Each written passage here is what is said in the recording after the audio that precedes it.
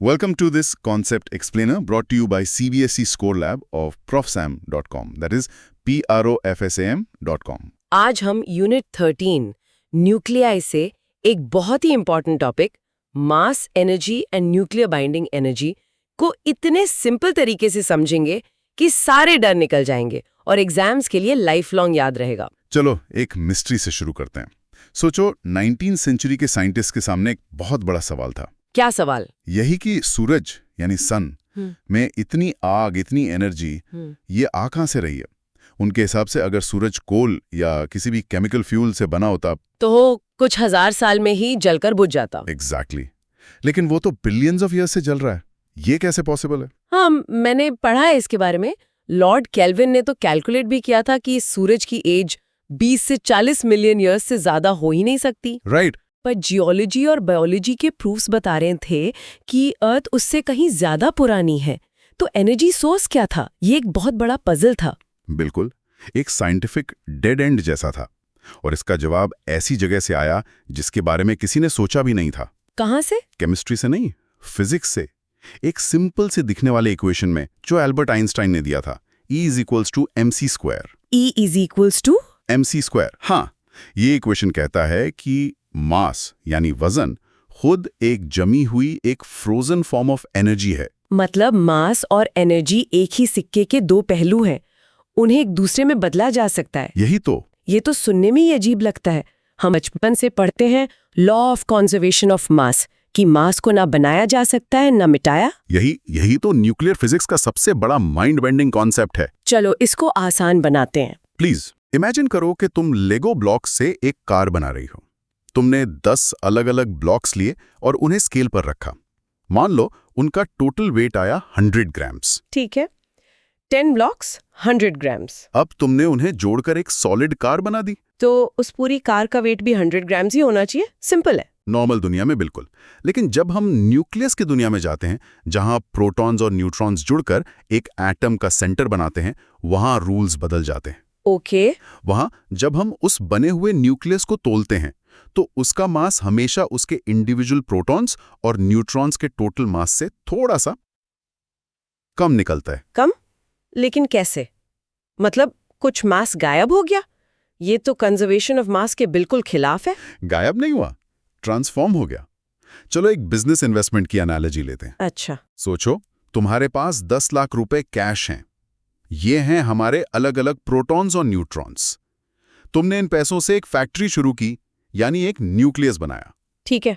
अब जब फैक्ट्री चल पड़ी, तुमने अकाउंट चेक किया तो उसमें 9,90,000 ही बचे थे। कहाँ गए 10,000 रुपए?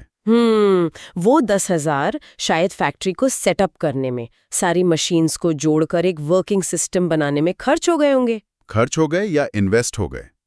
वो पैसा अब कैश नहीं है, बट वो फैक्ट्री की बिल्डिंग और मशीनरी की स्ट्रेंथ में कन्वर्ट हो गया है। एक तरह की इन्वेस्टमेंट एनर्जी। परफेक्ट। वो पैसा खर्च नहीं हुआ, वो इन्वेस्ट हो गया है। वो उस फैक्ट्री को जोड़कर रखे हुए हैं। ठीक यही न्यूक्लियस में होता है। अच्छा। जो थोड़ा सा मास कम हो जाता है, वो आइंस्टाइन के E = mc² फॉर्मूला के हिसाब से बाइंडिंग एनर्जी में कन्वर्ट हो जाता है। ओह। यही एनर्जी एक अनोखे कॉस्मिक ग्लू की तरह उन सारे प्रोटॉन्स और न्यूट्रॉन्स को एक साथ बांध कर रखती है। Oh wow. तो वो मिसिंग मास ही वो एनर्जी है जो सारे पॉजिटिवली चार्ज प्रोटॉन्स को, जो आपस में एक दूसरे को रिपेल करते हैं, दूर भागना चाहते हैं, उन्हें इतनी छोटी सी जगह में जबरदस्ती बांध कर रखती है। बिल्कुल। इसी मिसिंग मास को हम फिजिक्स की लैंग्वेज में मास डिफेक्ट कहते हैं। Mass defect, right. अब चलो देखते हैं कि एग्जाम के लिए एनसीईआरटी इसको फॉर्मली कैसे डिफाइन करता है, ताकि वर्डिंग में कोई गलती ना हो। आप पढ़ेंगी? हाँ, एनसीईआरटी कहता है the difference in mass of a nucleus and it's constituents delta m is called the mass defect and is given by delta m is equal to zmp plus a minus zmn m। देखो, formula थोड़ा complicated लग सकता है, पर है बहुत simple. हाँ, थोड़ा सा है। ये पहला पार्ट है zam plus a as m।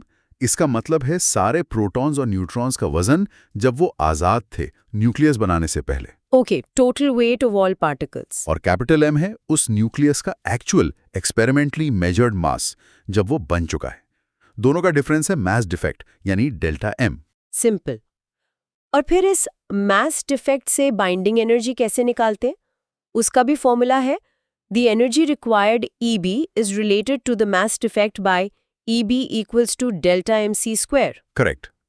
जो मास डिफेक्ट डेल्टा m हमने कैलकुलेट किया, उसको c² यानी स्पीड ऑफ लाइट के स्क्वायर से मल्टीप्लाई कर दो, और हमें टोटल बाइंडिंग एनर्जी मिल जाती है। हाँ, यही वो एनर्जी है जो न्यूक्लियस बनने पर रिलीज हुई थी या न्यूक्लियस तोड़ने के लिए हमें देनी पड़ेगी। ठीक है, लेकिन यहाँ एक डाउट है। पूछो। एक बड़े न्यूक्लियस जैसे यूरेनियम में 238 पार्टिकल्स होते हैं, एक छोटे न्यूक्लियस जैसे हीलियम में सिर्फ 4। हाँ। तो ऑब्वियसली यूरेनियम की टोटल बाइंडिंग एनर्जी तो ज्यादा ही होगी, क्योंकि उसमें ग्लू ज्यादा लगेगा। सही बात है। तो क्या इसका मतलब यूरेनियम ज्यादा स्टेबल है? बहुत ही इंपॉर्टेंट सवाल है ये, और इसका जवाब है नहीं। सिर्फ टोटल बाइंडिंग एनर्जी देखना ऐसा ही है जैसे ये कहना कि एक बड़ी कंपनी ज्यादा मजबूत है क्योंकि उसमें 10,000 एम्प्लॉइज हैं। अच्छा, पर एक छोटी कंपनी में सिर्फ 10 है, ये तो ठीक कंपैरिजन नहीं हुआ। क्यों नहीं? क्योंकि असली स्ट्रेंथ तो शायद प्रॉफिट पर एम्प्लॉय से पता चलेगी कि हर एम्प्लॉय एवरेज कितना प्रोडक्टिव है। एग्जैक्टली, वही लॉजिक यहाँ लगता है। असली स्टेबिलिटी का इंडिकेटर है binding energy per nucleon. Per nucleon मतलब? यानी हम टोटल बाइंडिंग एनर्जी EB को मास नंबर A से डिवाइड कर देते हैं। EB/A ये हमें बताता है कि न्यूक्लियस के अंदर हर पार्टिकल को बांध कर रखने के लिए एवरेज कितनी एनर्जी इन्वेस्ट हुई है। अच्छा, पर पार्टिकल स्ट्रेंथ। करेक्ट। जिस न्यूक्लियस की ये वैल्यू जितनी ज्यादा होगी वो उतना ही ज्यादा स्टेबल माना जाएगा। Got it. Hope everything is clear so far. This concept explainer is from profsam.com, that is profsam.com. चलो एक रियल एग्जाम्पल लेते हैं ऑक्सीजन 16 का। इसमें 8 प्रोटॉन्स और 8 न्यूट्रॉन्स होते हैं। ठीक है। जब हम इनके इंडिविजुअल मासेस को ऐड करते हैं तो टोटल आता है 16.127528 एटॉमिक मास यूनिट्स यानी U। ओके, 16.127। लेकिन जब ऑक्सीजन 16 न्यूक्लियस को मेजर किया जाता है तो उसका मास आता है सिर्फ 15.99052 U। तो मास डिफेक्ट हुआ 16.127528 माइनस 15.99052। ये हुआ 0.137008 U। एक बहुत छोटा सा फ्रैक्शन। हाँ, पर इस छोटे से फ्रैक्शन में छुपी एनर्जी देखो। फिजिक्स में कैलकुलेशंस आसान करने के लिए एक कन्वर्जन फैक्टर है, राइट। 1 U मास। लगभग 931.5 MeV एनर्जी के बराबर होता है। राइट। तो बाइंडिंग एनर्जी EB हुई 0.137008 को 931.5 से मल्टीप्लाई करके, जो आता है 127.6 MeV। और फिर बाइंडिंग एनर्जी पर न्यूक्लियन निकालने के लिए हम इस 127.6 MeV को टोटल 16 पार्टिकल से डिवाइड करेंगे। करेक्ट। ये आएगा लगभग 7.98 MeV पर न्यूक्लियन। ये काफी ज्यादा लग रहा है। बिल्कुल, ये काफी हाई वैल्यू है। इसलिए ऑक्सीजन 16 एक बहुत स्टेबल न्यूक्लियस है। और इस बाइंडिंग एनर्जी पर न्यूक्लियन का कंसेप्ट जब हम ग्राफ पर प्लॉट करते हैं तो यूनिवर्स के कुछ सबसे बड़े राज खुल जाते हैं। ग्राफ? कैसा ग्राफ? इमेजिन करो एक ग्राफ जिसके एक्स एक्सिस पर मास नंबर है, यानी न्यूक्लियस का साइज। ओके। और वाई एक्सिस पर है बाइंडिंग एनर्जी पर न्यूक्लियन, यानी स्टेबिलिटी। जब हम सभी एलिमेंट्स को इस पर प्लॉट करते हैं तो एक कर्व बनता है। वो हल्के एलिमेंट्स जैसे हाइड्रोजन के लिए नीचे से शुरू होता है, फिर तेजी से ऊपर जाता है और आयरन 56 पर अपनी पीक यानी सबसे ऊंचे पॉइंट पर पहुंचता है। एक मिनट, आयरन 56 लोहे पर? हाँ, आयरन 56। उसके बाद यूरेनियम जैसे भारी न्यूक्लियाई के लिए ग्राफ धीरे धीरे नीचे जाने लगता है। इसका मतलब है कि पूरे यूनिवर्स में सबसे ज्यादा स्टेबल न्यूक्लियस, सबसे मजबूत जोड़ वाला न्यूक्लियस आयरन 56 है। यस। पर ऐसा क्यों? स्टेबिलिटी एक पॉइंट तक बढ़कर फिर कम क्यों होने लगती है? हेवियर हमेशा बेटर क्यों नहीं है? इसके पीछे दो फोर्सेस की लड़ाई है। एक है स्ट्रॉन्ग न्यूक्लियर फोर्स जो ग्लू की तरह है। ये बहुत पावरफुल है पर इसकी रेंज बहुत छोटी है। मतलब वो सिर्फ अपने पड़ोसी पार्टिकल्स को ही पकड़ सकता है। बिल्कुल। दूसरी फोर्स है इलेक्ट्रोस्टैटिक रिपल्शन, जो प्रोटॉन्स के पॉजिटिव चार्ज के कारण होती है। यह एक दूसरे को धक्का देती है और इसकी रेंज लंबी होती है। तो शुरू में जब न्यूक्लियस छोटा होता है, स्ट्रॉन्ग फोर्स जीतती है। एग्जैक्टली। हर नया पार्टिकल अपने पड़ोसियों से ग्लू से जुड़ जाता है और स्टेबिलिटी बढ़ती जाती है। लेकिन जब न्यूक्लियस आयरन के साइज से बड़ा होने लगता है तो वो इतना बड़ा हो जाता है कि एक साइड के पार्टिकल्स तक दूसरी साइड वाले पार्टिकल्स का स्ट्रॉन्ग फोर्स वाला ग्लू पहुंच ही नहीं पाता। मगर प्रोटॉन्स का रिपल्शन, जिसकी रेंज लंबी है, वो पूरे न्यूक्लियस में सबको धक्का दे रहा होता है।